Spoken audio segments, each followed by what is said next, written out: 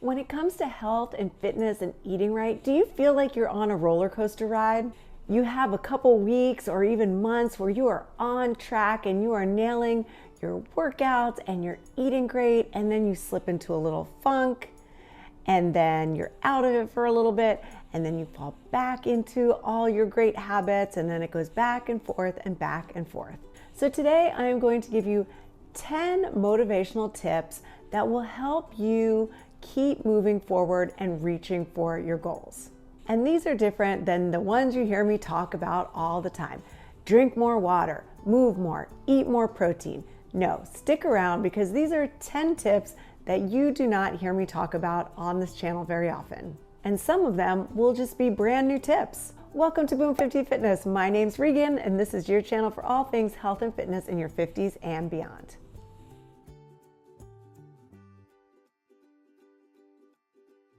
Instead of having big mega changes that you want to make, how about making small little changes along the way? The key here is small positive steps plus consistency. If you try to tackle small little challenges along the way instead of these mega goals, I promise you, you will be way more successful. Studies show that when it comes to health and fitness and weight loss, it's all those small little changes that lead to the most success. All right, so let's roll in to number one of the 10 motivational tips. No, that wasn't number one. That was like a little bonus. Okay, number one seems simple, but for a lot of people, this one is really, really difficult. I want you to start feeling better about yourself today. And one way to do that is to surround yourself with people that lift you up and keep you feeling good. No matter what the condition of your health is right now or your pant size, make it a priority to feel good about yourself. So just start hanging out more with the people that are on your side. You know who those cheerleaders are. Spend more time with those people. The ones that lift you up and the ones that you lift up. The ones you walk away from feeling really, really good. So on the flip side, if you find yourself hanging out with people that have poor health habits or that you just don't enjoy being around, start to scale back on the amount of time that you spend with them. I know they're all people in our lives that we can't just let them go completely, but just prioritize being around the people you really want to be with.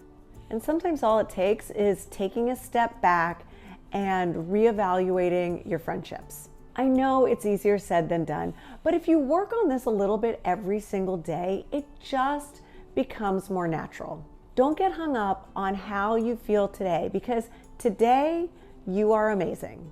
And it's always a great day to move forward, take steps forward for a healthier and happier you.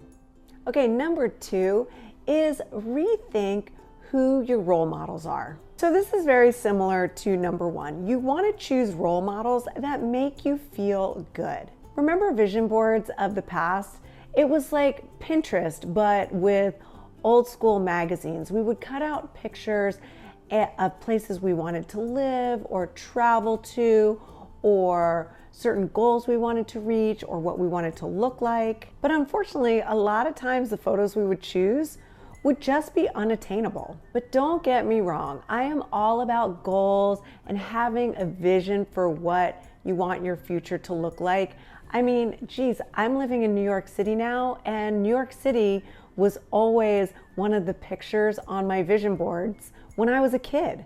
But one of the things that I see as a trainer is people will show me pictures of models or celebrities that they want to look like, you know, a certain celebrity's legs or someone's booty, whatever it may be. And if you just don't have the body type to achieve that look, it doesn't matter how many squats or lunges you do, you are not going to get those legs or that booty. So you have to rethink the role models. Yes, I can put you through the same leg workout that Carrie Underwood does, but it probably won't look the same on you as it does on her, because all bodies are different. There's my T. And a lot of times, those types of role models can actually make you more discouraged. So instead of trying to get someone else's legs, why don't you focus on getting your legs as strong and defined and as toned as they can possibly be? Now that is a great goal. And it's not going to take someone else to get you there. It is all about you and what you choose to do. So we all know you can do J-Lo's eating plan and Beyonce's leg workout, and you have to have realistic goals because what works for one body might not work for you.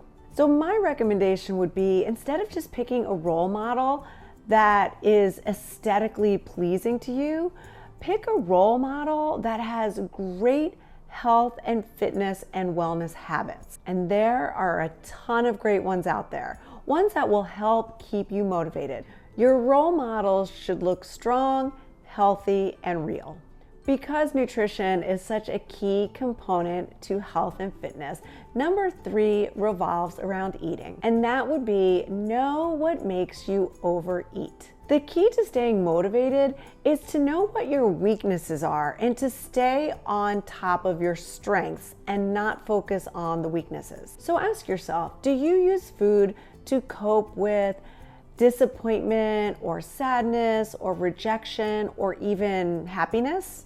If you answered yes, yes, yes, yes, then maybe it's time to find some different coping mechanisms to help you deal with your different mood changes. One of the things that I do is I only keep in my house healthy items. That way, if I do have the temptation to binge on something unhealthy, I have to go outside and get it. And that usually doesn't happen. Easy as that. Just keep the healthy food in the fridge, and that's what you have to reach for. That's it. Okay, number 4 is to just make simple daily change. I said this earlier, but health and fitness changes do not have to be all or nothing. Start small, and all those small little healthy changes will add up over time. I promise you. Okay, let's talk about some really simple minor changes that you can implement starting today. Number 1 is just try to get 5 extra grams of fiber a day. Or how about just drinking a big glass of water every single hour? Or maybe just adding 2 extra veggies to your lunch or your dinner. And I talk about this a lot on this channel, but what about just moving a lot? Setting an alarm on your phone so that every half hour or in the least every hour, you get up and move your body. And here's a simple one that you can do.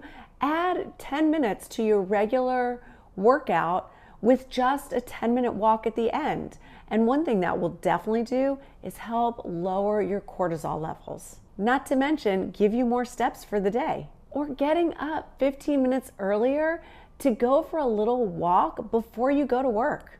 You guys get the idea. It's all those small little habit-forming changes that really add up and create an awesome big picture. Number 5 is to find a cheering section. I know I talked about this earlier when I said to spend time with people that make you feel good. Well, this is the same thing along those lines. So when it comes to health and fitness and weight loss, it's always great to have 1 or 2 or a whole group of people that are cheering you on along the way, and people that will keep you accountable. So that they can keep you accountable, tell them what you're doing. Tell them about the small little changes that you're making. Tell them what your goals are specifically, and they can help just give you that little nudge on the days that you need it, because we all have those days. And it doesn't really matter where that support comes from, whether it's a spouse or a good friend or an online buddy. Just have some sort of support system that cheers you on along the way. These are the people that you rely on, the people that you reach out to when you just don't feel like hitting the gym. And it should not be that friend that says, well, if you don't want to hit the gym, let's go to lunch. No, you want to specifically have those friends that are going to keep you accountable to help you reach your goals. And when you reach little goals along the way, let your cheering section know. They want to know about your journey so that they can keep cheering you on. And there is something to be said about the cheering squad. It feels really good if you've ever been part of a cheering squad for a friend or a loved one. Watching them reach those goals feels great because you feel part of a team. And the more you tell them, the more they are going to keep cheering you on along the way. Okay, number 6, this is one all of us probably need to do more, but give yourself some grace. Maybe you're planning a big vacation and you've decided that you're not going to work out during this vacation. You're just going to eat all the delicious foods and give yourself a break from your daily grind. Give yourself grace because that's okay. In fact, it's one of the best things you can do for your body is to just take a break. Just go enjoy yourself. Don't beat yourself up. Talk to yourself in a really positive way. Like, okay, I was just on vacation. I didn't eat so great. I didn't exercise, but now I am ready to get back in the gym and get back to my regular routine workouts. Or how about if you miss a day at the gym because you didn't feel well or something came up? The next day, just say, it's okay that I missed that day, but I'm right back on track today. Same with food choices. I see this a lot with clients.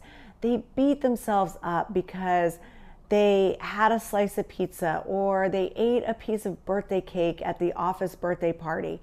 Give yourself some grace. If most of the time you stay on track and eat really well, I'm talking like 90% of the time, that 10% is not going to mess up your metabolism.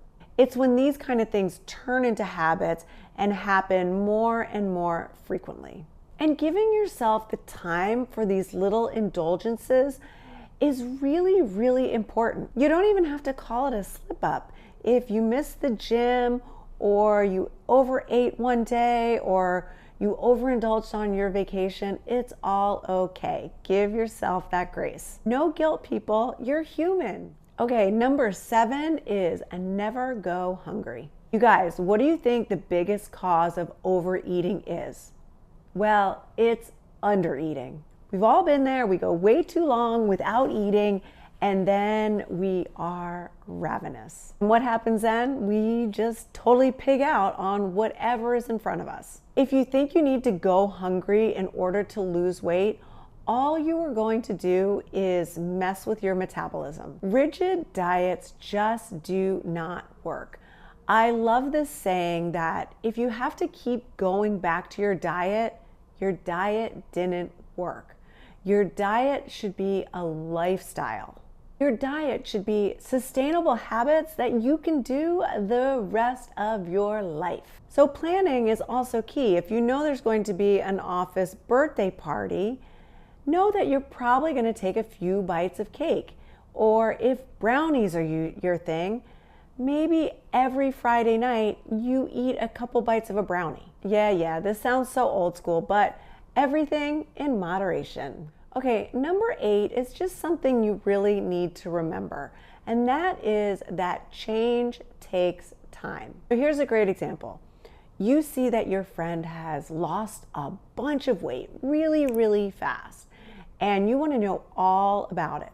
But don't fall for anything that is not going to be sustainable. And really, whenever you see someone drop a whole bunch of weight really, really fast, that is not the diet for you. And it's probably not the diet for them. And I've talked about this in other videos, that when you want to lose weight, we want to specifically lose fat.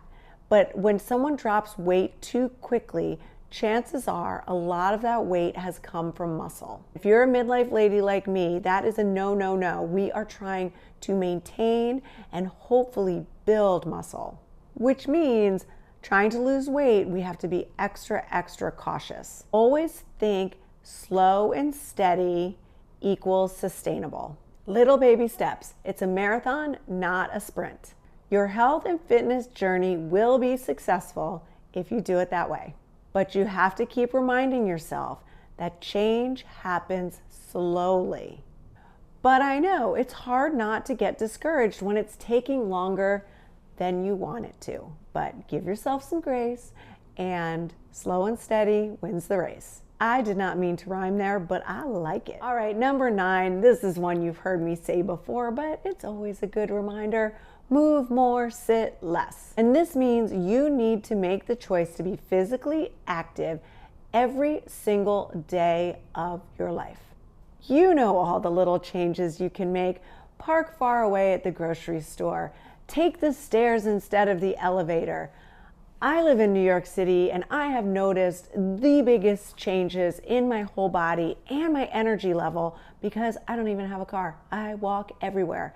On a day that I don't get a lot of steps, my minimum is about 12,000 steps. A body in motion stays in motion, so keep on moving and get your butt up off the couch. But you don't have to live in New York City to move more. So those small things that I mentioned, just start doing them, and again, they will add up. Think about those lazy days you have had, because we've all had them, where you just lounge on the couch and watch Netflix. You usually don't feel that great at the end of the day, and a lot of times those are the nights that you just don't sleep as well. So keep your body moving. So on your health and fitness journey, I want you to move more and sit less. Simple as that. And number 10, this one's my favorite, celebrate every day's journey. Your health and fitness and wellness journey should be fun. It should be exciting. And there should be lots of tiny little milestones that you can celebrate along the way. So make sure each and every single day is a small little mini celebration for you. Don't let reaching a certain goal take away from your happiness. Because remember, change is slow, and some of the goals you might have will take a while to reach them. But it's those small little wins along the way that you have to keep on celebrating. It's such a great motivator to keep you going. Live for the moment, my friends. I'm so excited I get to share this journey with you. So whether you're on a health and fitness and wellness journey, and or you're trying to lose weight, specifically fat, I hope you found this video helpful. I am so glad you chose to watch it today. Now let me know in the comments below if there are any tips that you would add to this list. And if you enjoyed this video, don't forget to give it a thumbs up, smash that subscribe button if you haven't already, ring that notification bell so that you're the first to know when my next video drops. My name's Regan. This is Boom 50 Fitness, your new BFF. I will see you next time I see you. Bye.